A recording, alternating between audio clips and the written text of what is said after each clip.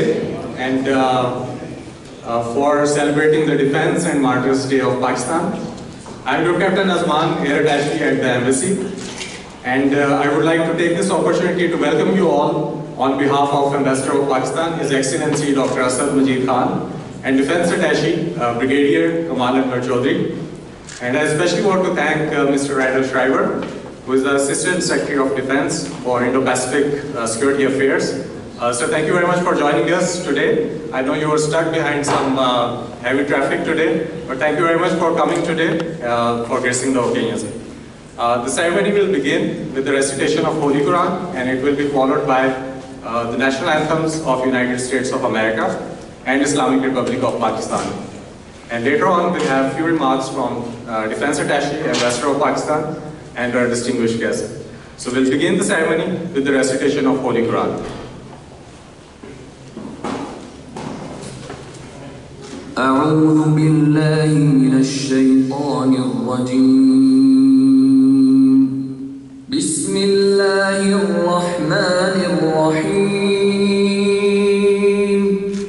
والعاديات ضبحا فالموريات قدحا فالمغيرات صبحا فأثرن به نقعا فوسطن به جمعا إن الإنسان لربه لكنود وإنه على ذلك لشهيد وإنه لحب الخير لشديد أفلا يعلم إذا بعثر ما في القبور وحصل ما في الصدور إن ربهم بهم يومئذ لخبير أعوذ بالله. National Anthem of United States of America and Islamic Republic of Pakistan.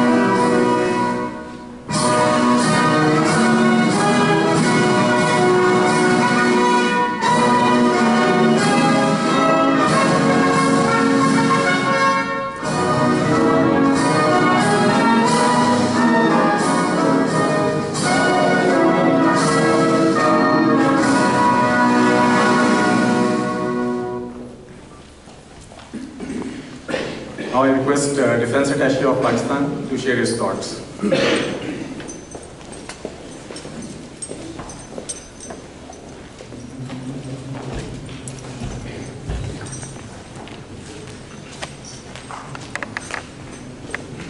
Bismillahirrahmanirrahim. Excellencies and honorable guests, a very good evening. It gives me immense pleasure to welcome you on the Defence and Martyrs Day of Pakistan. This day is celebrated to remember our national heroes who sacrificed their lives for defense of the motherland. This day is the one on which our country was faced with a blatant military aggression from India. With scarcity of resources, but bravery and courage of our citizens, sepoys, sailors, airmen, we defeated the enemy. Not only this day, but throughout the history of Pakistan, the nation and the armed forces have stood together to meet various internal and external challenges faced by the country. In war on terror, Pakistan has stood as a frontline state. Our nation has suffered, but did not give in. This is an impressive story of supreme sacrifices. In ridding our country of the menace of terrorism, we have sacrificed over 82,000 lives. Many young men, women, and children have lost their lives. Such was the backlash from the terrorists that residential colonies, worship places, community centers, and educational institutions were attacked. What could be more horrific than attack on an army public school and killing 152 young and innocent children just because their parents were fighting the terrorists? This savagery only hardened our resolve, galvanized the nation, and gave the military an unflinching support to uproot the menace of terrorism under the National Action Plan. Pakistan has turned the tide against terrorism and did this at a great cost. Whenever we faced a shortage of resources, we made it up with our blood.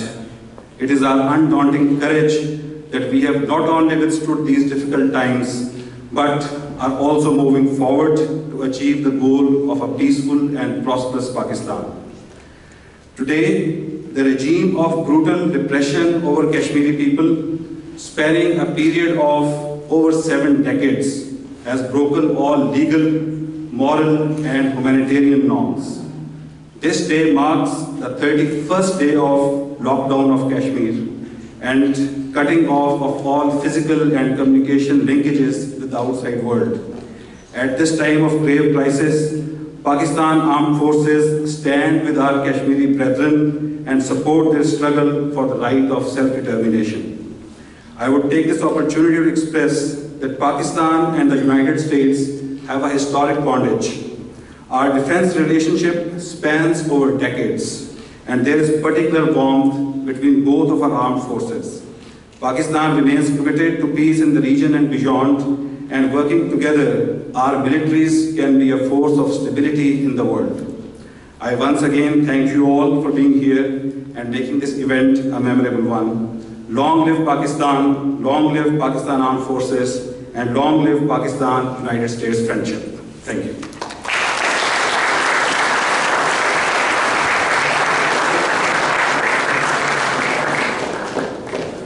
Now I may request Ambassador of Pakistan, His Excellency Dr. Asad Khan.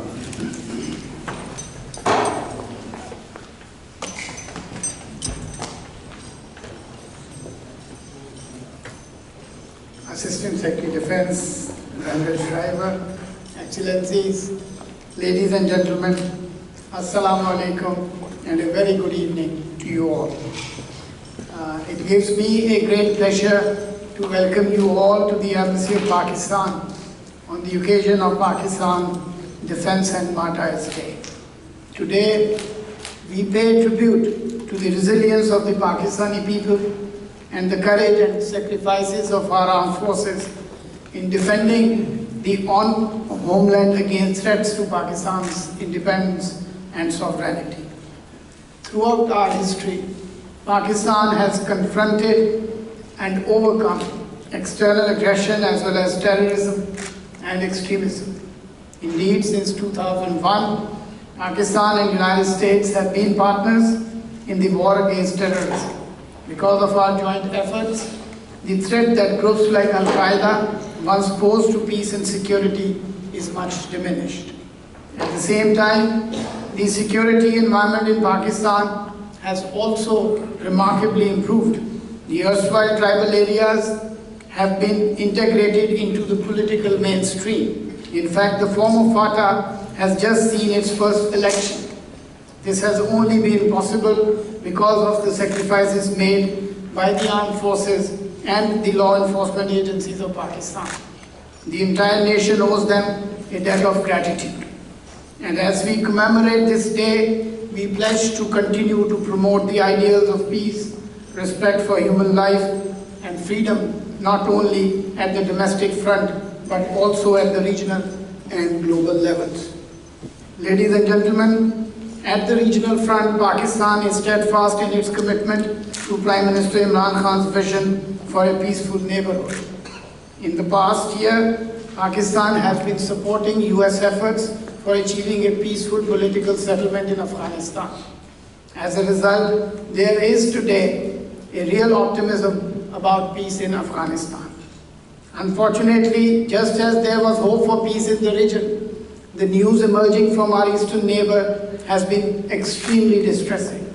As I speak to you, some 13 million Kashmiris remain imprisoned in their homes and cut off from the rest of the world. The beautiful Kashmir Valley has been transformed into a huge open-air prison. Despite making widespread arrests and deploying nearly 1 million troops, India has been unable to break the will of the Kashmiri people. Over 500 protests have been staged in occupied Kashmir since August 5, despite the armed siege and curfew. To remind the Kashmiri people that they are not alone, Pakistan is also observing this day as Kashmir Solidarity Day. While India continues to target civilians across the line of control, we have acted with great restraint and responsibility. However, there should be no doubt Pakistan and its armed forces stand ready to give a befitting response and defend the homeland if anyone dares to breach our sovereignty or territorial integrity. Distinguished guests, peace is a collective responsibility. For its part, Pakistan remains one of the largest troop contributing countries for UN peacekeeping operations around the world. Since 1960, when the first Pakistani UN contingent was deployed in Congo, Pakistan has contributed over 150,000 peacekeepers in 41 peacekeeping missions in 23 countries. We will continue to play our role for world peace. Meanwhile, strong and robust bilateral defense relations have been a hallmark of Pakistan-US relations. Our defense cooperation and collaboration has always been a factor for regional peace and the promotion of our shared security interests. Today, our defense forces are working together across a wide range of areas, from counter-terrorism to intelligence sharing to maintaining freedom of navigation in the seas. As I speak today, Pakistan Navy is holding the command of Task Force 151 and providing leadership for maritime security around the Gulf of Aden. Ladies and gentlemen, let me conclude by saying that Pakistan remains committed to a peaceful world. Like any other freedom-loving nation, we will continue to play our part in maintaining regional and global peace while defending our own sovereignty and territorial integrity. I thank you all for joining us today. Pakistan Zindabad, and long live Pakistan-US friendship.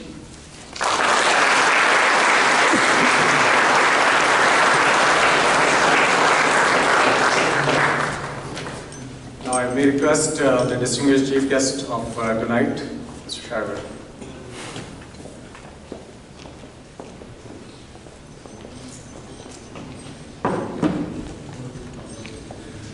Thank you. Ambassador Khan, Brigadier Kamal, thank you very much for the kind invitation to help celebrate and note this important day. It's always a pleasure to be received and welcomed at your embassy, but particularly on this very special occasion. This is a time to celebrate the Defense Forces of Pakistan and your accomplishments. It's also, of course, a day to reflect on the sacrifices made, and including very much the shared sacrifices we've made as our two countries have been engaged in a long war on terror. So we honor that sacrifice and note Pakistan's very significant contributions there. This is also an exciting time in our relationship. We're coming off the heels, of course, of Prime Minister Khan's visit and General Bajwa's visit. I think that creates a good spirit and a good environment in our relationship, and hopefully opportunities that we can capitalize on. We're doing important work together. You mentioned several of the important initiatives and areas we're cooperating in. We're very appreciative of Pakistan's leadership in Combined Task Force 150 and the accomplishments there, including interdictions that probably deprive terrorists of close to $20 million of revenues, thanks to your good work and leadership, the work we're doing in the long war on terror, and particularly how we're cooperating and having successes against ISIS and Al-Qaeda.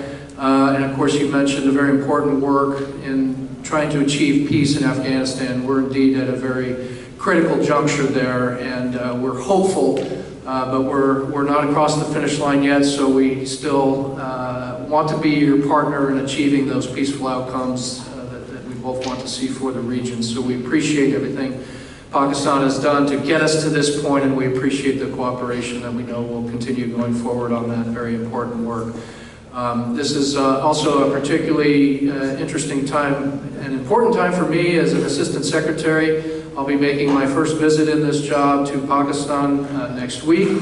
I know when I told the ambassador I'm looking forward to going to Pakistan if you'll have me, if the timing's good, and his response was, it's about time. So it is about time, and I look forward to that, and my intent and our team's intent is to be aspirational. We have a strong foundation for this relationship. We are a bit we jealously guard our special role in this relationship between our defense establishments and our militaries. We think it is one of the strongest pillars and the foundation for the relationship, but our intent is to be aspirational and talk about where we can go in the future and how we can even strengthen and improve cooperation. All the challenges that we have notwithstanding. So it is about time, and I look forward to that visit, and we look forward to another successful year. So on this special occasion, on this solemn occasion, we're here today to honor the sacrifice and celebrate the occasion, and I join your good wishes for the United States-Pakistani friendship going forward. So thank you again for the invitation this evening.